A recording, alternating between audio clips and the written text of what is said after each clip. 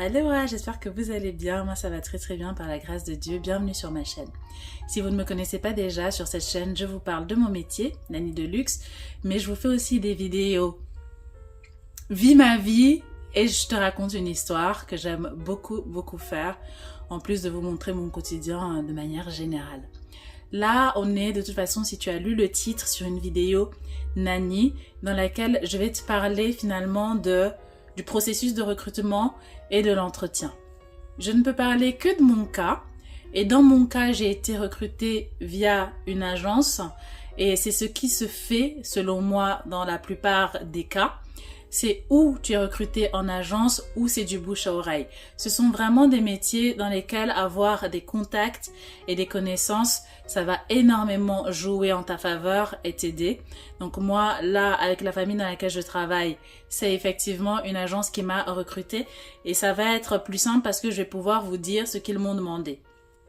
Dans cette agence, j'ai dû fournir mon CV, bien sûr, et prouver que j'avais de l'expérience dans des métiers similaires et peut-être également avec des familles du même niveau. Donc j'ai dû prouver mon expérience, j'ai dû amener des lettres de recommandation des anciennes familles. On m'a également demandé si j'avais possiblement des diplômes avec les enfants, etc. ou des certificats. Ce n'était pas mon cas, pas en tout cas quand je suis entrée dans mon métier actuel. Entre-temps, j'ai passé un petit diplôme qui m'a justement donné encore un petit peu plus de connaissances là-dedans. Mais en tout cas, pour entrer dans cette agence, je n'avais pas encore de certificat ou de diplôme en rapport avec les enfants. Par contre, ce qui a effectivement beaucoup compté, ce sont mes diplômes.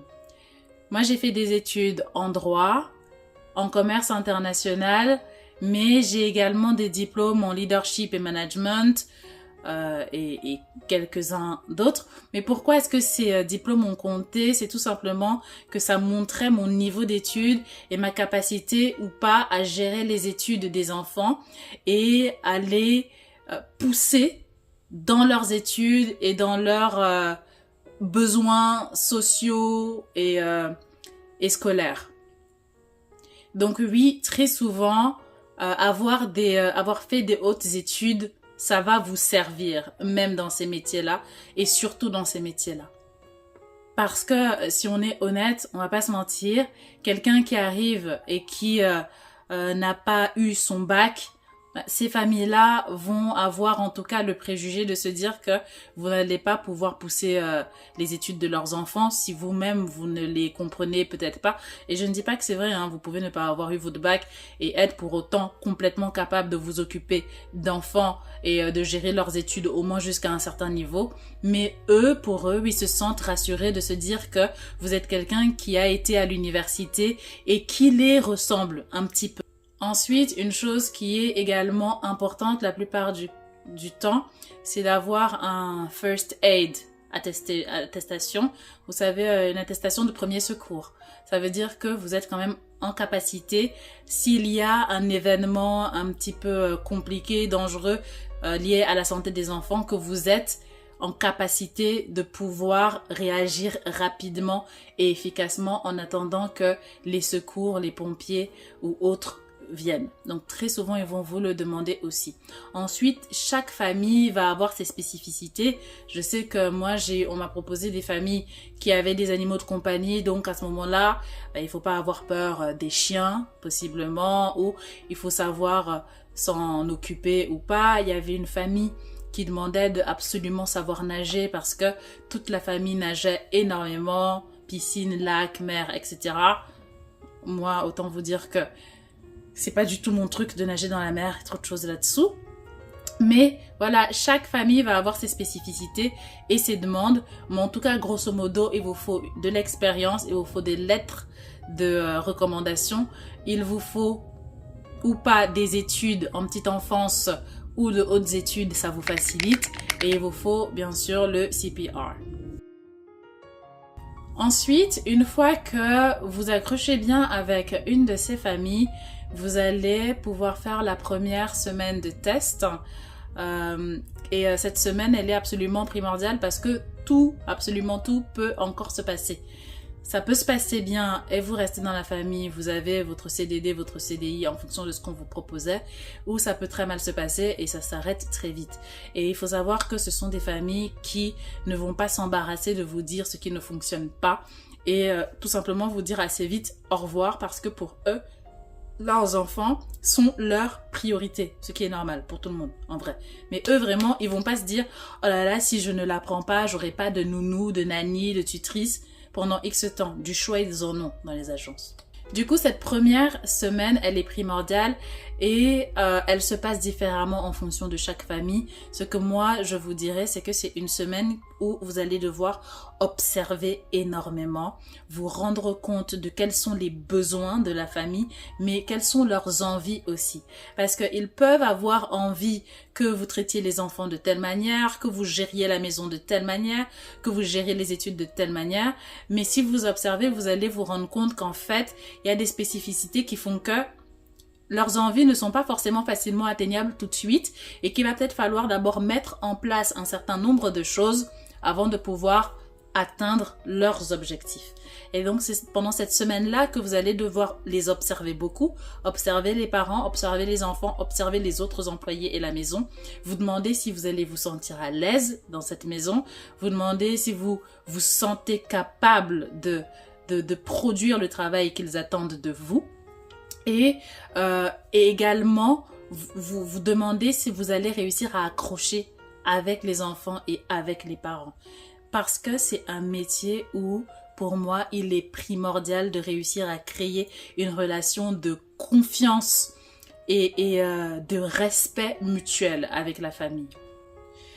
Il faut non seulement observer beaucoup, mais il va falloir aussi s'adapter très vite. Parce que vous êtes là pour faire vos preuves. Vous n'êtes pas juste là pour les regarder.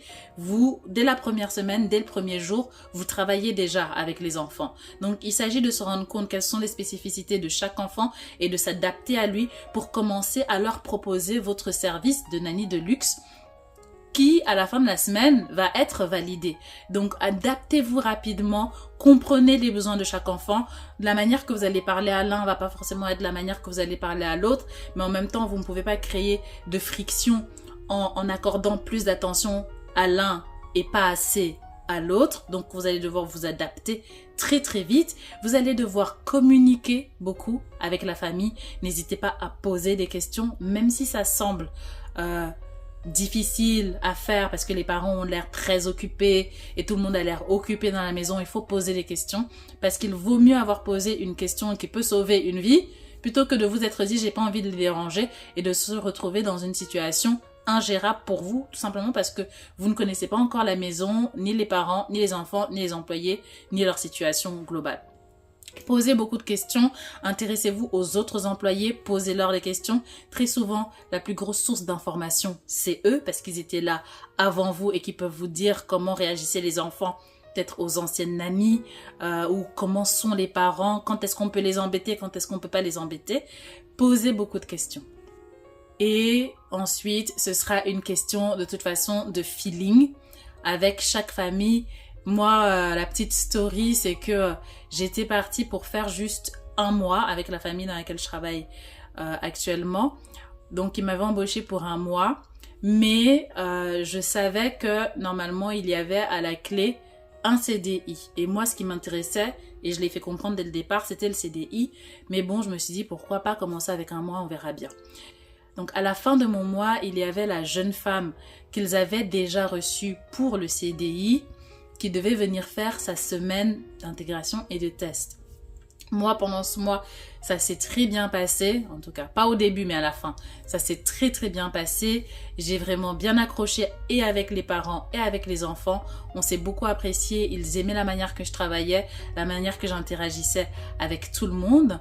Et mon mois s'est terminé. Je suis rentrée chez moi en me disant que bon, bah tant pis, ça se termine. L'autre commence lundi. Mais en partant, ils m'ont dit, voilà, on en a une autre qui vient. Désolé, on peut pas te prendre, on a déjà promis, on a déjà vu avec l'autre. Mais si vraiment ça se passe pas bien, on te redit.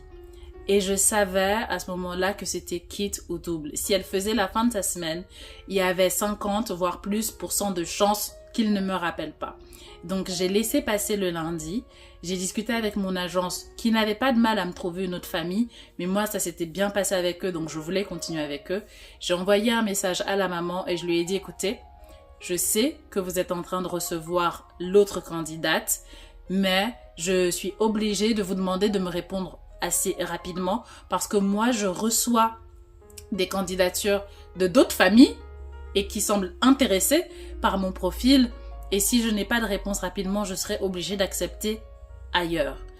Ce jour-là, elle a pris quelques heures. Elle m'a répondu, en fait, Jenny, c'est toi. On est obligé d'aller au bout de la semaine avec l'autre, mais sache que c'est toi. C'est inexplicable. C'est un feeling. On a accroché, on est en osmose et c'est toi qu'on veut et c'est toi que les enfants veulent. Donc, on va arrêter avec l'autre. Et ce dernier exemple, juste pour vous dire qu'avec ces familles-là aussi, il faut savoir oser. Il faut savoir parler, il faut savoir vous exprimer, il faut savoir donner vous aussi vos attentes, vos envies, vos exigences, ce que vous attendez d'eux.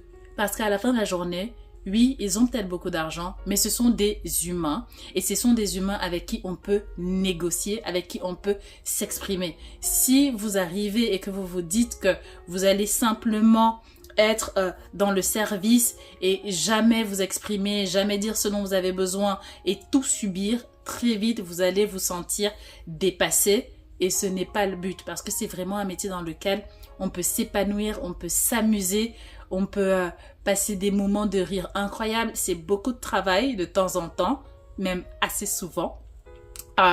Mais si on sait pourquoi on est là, si on a mis nos limites sont respectées, qu'on connaît les limites de la famille, leurs limites sont respectées, franchement, on s'amuse énormément. J'espère que cette vidéo vous a plu. Moi, en tout cas, ça me fait plaisir de parler de mon métier et de vous en apprendre plus. N'hésitez pas à laisser en commentaire les questions que vous vous posez afin que je puisse y répondre dans de prochaines vidéos avec grand plaisir. Et d'ici là, je vous dis à très bientôt dans une prochaine vidéo. Des bisous!